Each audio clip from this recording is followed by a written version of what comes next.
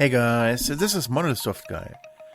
E3 2021 is still a tough pill to swallow for fans of Xenoblade and all things Monolith Soft. Originally, I had planned to do a reaction video for Monolith Soft's E3 reveal, but that didn't work out, obviously. Instead, I want to take you on a journey with me and explore the bright future that lies ahead. It might just not be our future. Anyway, here's the games we need from Monolith Soft. Here goes. Another Wii U port was announced for the Switch, and once again it wasn't Xenoblade Chronicles X. Unless we are supposed to think that Nintendo got some beef with Monolith Soft and its fans, the only reasonable explanation for the lack of a port is that now is not the right point in time. And I agree. Now's the time to expand the franchise with a new title.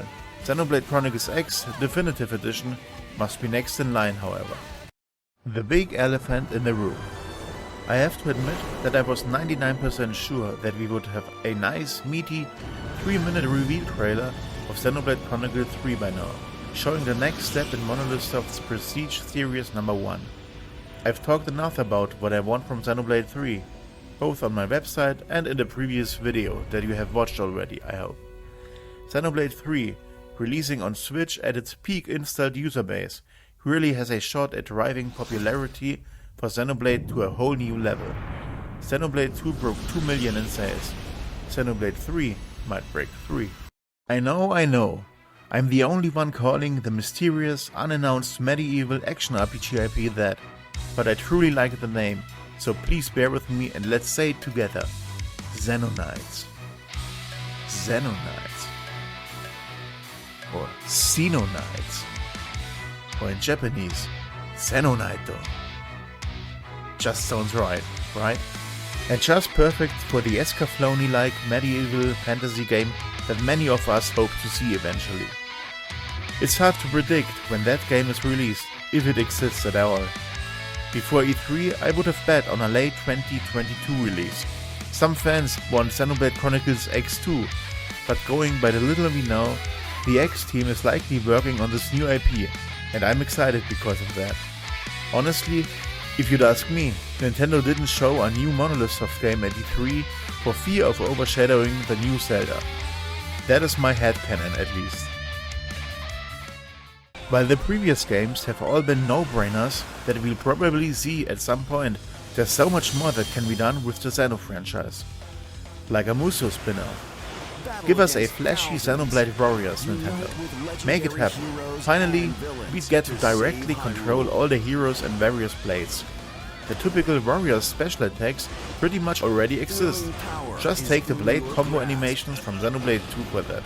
Switching between blade and rivals gives a new fresh spin to the Musou gameplay. And really, the Xenoblade cast, especially Xenoblade 2's, deserves to make another appearance. Don't let Rex, Nier, Dromark, Pyra, Mythra, Zeke, Pandoria, Bridget, Morak, Tora, and Poppi fade into oblivion.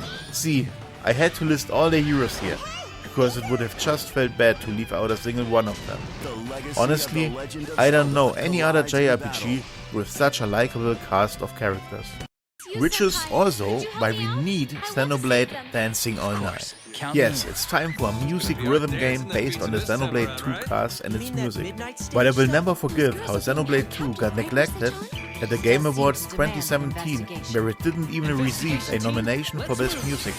A game based on Xenoblade 2's soundtrack would be a feast for the ears, and it'd be hilarious to watch.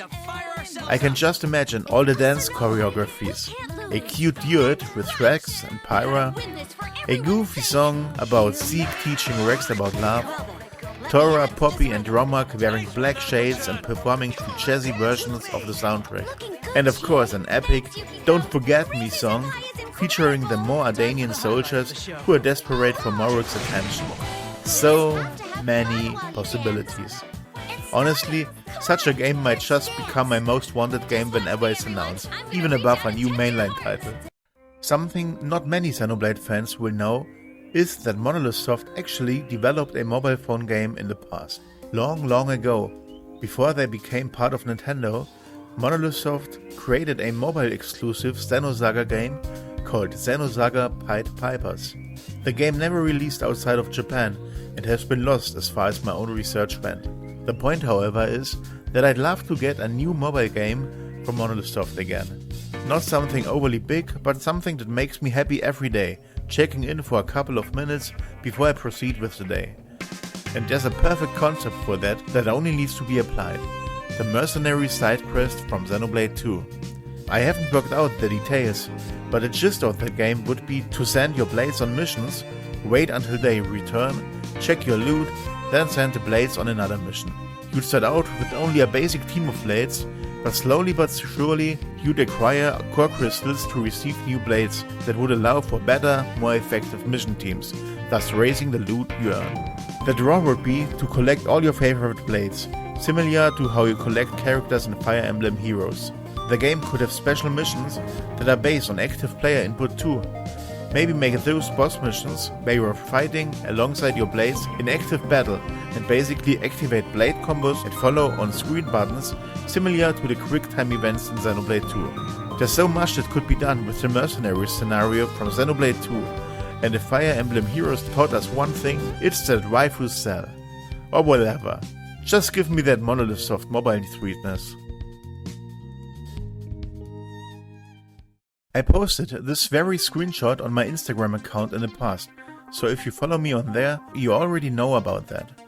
It came to be when I was replaying Xenoblade 2. I reached the factory segment, and when I saw Tora's robot girl Poppi fly around, I couldn't help but think, damn, how cool is that?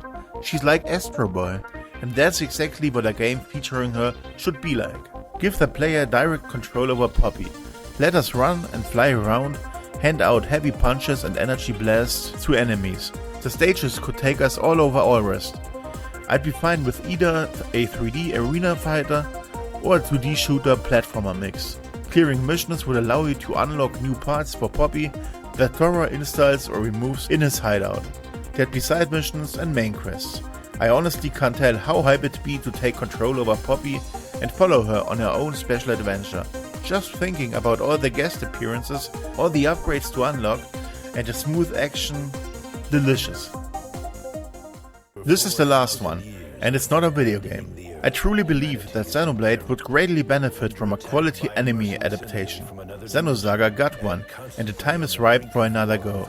Make it a 13-episode season for Xenoblade 1, a 13-episode season for Xenoblade 2, and maybe an OVA for Future Connected as well as a lead-up to Xenoblade Chronicles 3. An anime adaptation would bring in so many new fans and really cement the franchise in everybody's heads and hearts. Get Studio Bones to work on this adaptation and we'd be in for a ridiculous level of awesome. And that's it for this time, everyone. What do you think about the Xenoblade games I outlined? What Xenoblade related spin-offs would you love to see?